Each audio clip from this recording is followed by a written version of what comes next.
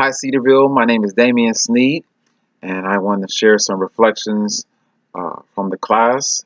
First of all, I want to thank you for um, sharpening uh, my axe. I thank the Professor Hutchison, as well as Stephen Smith for the book that he wrote that has helped me a great deal. Just sharing some things that I have learned from the class, of course, is first of all, as Stephen Smith talks about in the book, he deals with the pitch and tone and the rate or volume of our preaching. So our preaching and teaching tone should be determined by the tone of the text. Now, again, that's helpful for me, particularly because I am a minister. I preach weekly and I teach Bible study about 3 times a week. My teaching tone might be a little bit different than my preaching tone because I understand that we cannot wake people up spiritually with a whisper. And so if God changes his voice and tone in the text, then certainly we can change ours. And again, that change happens week by week. So if you, for example, if you have Jesus teaching his disciples, or if he is confronting the Pharisees, his tone might be different than when he himself is speaking one-on-one with Nicodemus. And so my teaching and preaching of him dealing with the Pharisees may be a different tone than my teaching and preaching of him dealing with Nicodemus. He's more gentle when he is, of course, with Nicodemus or his other disciples. Now, certainly, we can't shout at the people per se or be harsh, but I don't want to be boring. We don't want to be boring. We minister to different demographics and age groups, and certainly being the minister that I am, or in the particular church that I am ministering unto, I find that my people don't like monotone preaching. And so that was helpful for me. But then also I was reminded of how diverse but unified the Bible is. Diverse because of different genres, but unified as a collective whole. So the Bible being, and I was reminded of this, um, full of narratives and poems and letters, of course. I understood from the book that even narratives have a structure. Understood that. I was reminded of that. Literally how there's a setting, there's a plot, there are characters, even narration given by either the gospel writer or the prophet or who's ever writing the account, if you will. And it's critical for us not to figure out the main point of a story before the story is finished.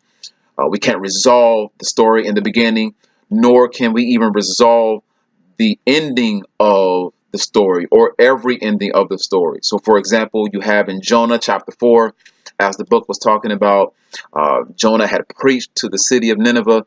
They repented and God relented of his anger, of which he said he would pour out in 40 days. And we know that in chapter 4, towards the end, you have God speaking to a prejudiced and biased Jonah, who knew that God was going to give mercy unto those people who are not of Israel. But we don't know what happened to Jonah. And so, as Stephen Smith says, we cannot resolve the ending of every single story. If God wanted us to know the ending, of course, he would have told us. But another thing that was helpful was that as the book talks about um, how we approach the epistles. Um, the epistles are my favorite genre, um, particularly because they are practical, since they are New Testament writings. I wouldn't say that they are easier than any other genre, except for the wisdom literature, because I have a harder time preaching that. But they are practical as New Testament writings. And since they are New Testament writings to the church, um, Stephen Smith helps us to understand that they complete the Old Testament. So if we're doing a book by book teaching and exposition of the New Testament, we're not going to get out of preaching the Old Testament or giving an exposition of the Old Testament. So we cannot exclusively deal with the New Testament because they are full of direct quotations, allusions, and echoes from the Old Testament. In fact, as Stephen Smith says, the book of Hebrews is just an exposition of Psalm 119. And so that was helpful for me. This parable project has been very interesting as well.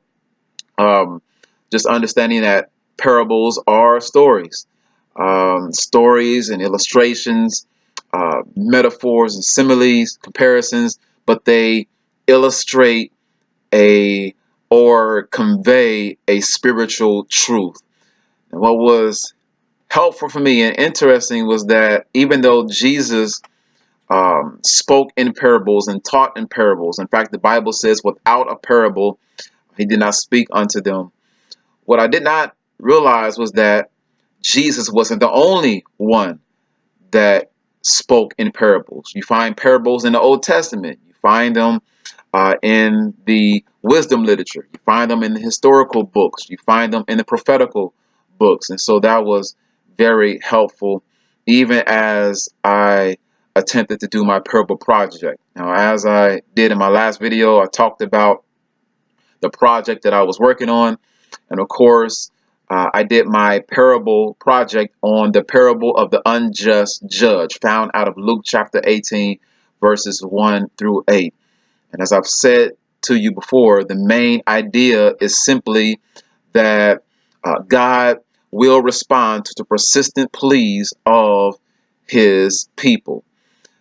That was very interesting as I looked and discovered that main point. We can see that throughout the parable, if you will, or at the end of the parable, I'm sorry. And if I had to teach this particular parable as a lesson, I would emphasize 3 points. First of all, we see in verse number 1 the reason for the parable. Luke starts off telling us, the readers, why Jesus gives this parable. Now, if you remember, he deals with Jesus teaching on his second coming in chapter 17. And so on the heels of that, Luke says in verse number 1, he spake a parable unto them to this end, or for this purpose, that men ought to always to pray and not to faint. So if I was going to give sub points, I would say the reason for this parable, first of all, is so that we can understand that prayer needs to be continuous. But then secondly, prayer needs to have a level of confidence. He says, to this end, that men ought always to pray and not to faint. Secondly, I see in the text in verses 2 through 5, the giving of the parable. So Jesus is telling a story. And as we talked about, stories have a setting, stories have a plot, if you will. They have characters. And the 2 main characters in this story, you have the protagonist, who's a widow, destitute, without a husband, without help, and she is pleading her case before the judge in that particular same city, who is the antagonist of the story. Jesus makes clear that this judge is cold and he's callous. In fact, in verse number 6, Jesus calls this judge unjust. So he is wicked, he is evil, he's cold, he's callous. And so Jesus here gives this story of how this widow consistently and persistently approaches the judge, if you will, demanding justice. The text says that she said, "Avenge me of mine adversary." Now, looking at the response of the judge, we can see his wickedness in the fact that he delayed justice. The text says, and he would not, verse number 4, for a while. Now he gives in, but only after understanding that this woman will continue to bother him. In fact, he says in the text, he does not fear God. He admits that he has no reverence for God, nor regards or respects man. And so he doesn't care at all about the greatest commandments, which is to love the Lord thy God with all thy heart, soul, mind, and strength, and thy neighbor as thyself. He is a man who sits in office, who has power, who's supposed to uphold the law, but he does not do so, especially for this woman who is a widow. Um, Even as the Old Testament law um, tells the people of Israel how they ought to plead the cause of their widows. And so he does not do that. He doesn't care, but he gives in because of her persistence. He doesn't want her to continue to be a nuisance or to continue to bother him. And so he gives her what she needs. Now, Jesus in verses 6 through 8 gives the meaning of the parable. That's the third thing that I see in the text. The meaning of the parable. He says in verse 6, hear what the unjust judge saith. And shall not God avenge his own elect, which cry day and night unto him? Jesus is not necessarily comparing God, the Father, to this unjust judge. In fact, they are vastly different. This unjust judge does not care for this widow who's a stranger, who's destitute, and who's helpless. But God cares for his own people and the plight that they are in. And so what Jesus wants his disciples here to understand literally is that we need to continue to bother God with what's bothering us. That's helpful when we think of the situations that we find ourselves in, um, the times that we are living in, the problems that we face, which God uses to drive us to our knees in a right posture, praying to him continuously. But Jesus raises a critical question and then answers that question when he says, literally, um, shall not God avenge his own elect? He gives us the answer to the question in verse number 8. I tell you that he will avenge them speedily. He will give justice to those believers who are persistently praying and going to God for mercy and for justice and for vindication. Then he raises another question here at the end of verse number 8. Nevertheless, when the Son of Man cometh, shall he find faith on the earth? And literally today we see a falling away. We see a lot of people leaving churches, a lot of people adhering to the advice of the ungodly rather than listening to the preached word on Sundays or the taught word at Bible study, rather than having sessions with their pastor, if you will.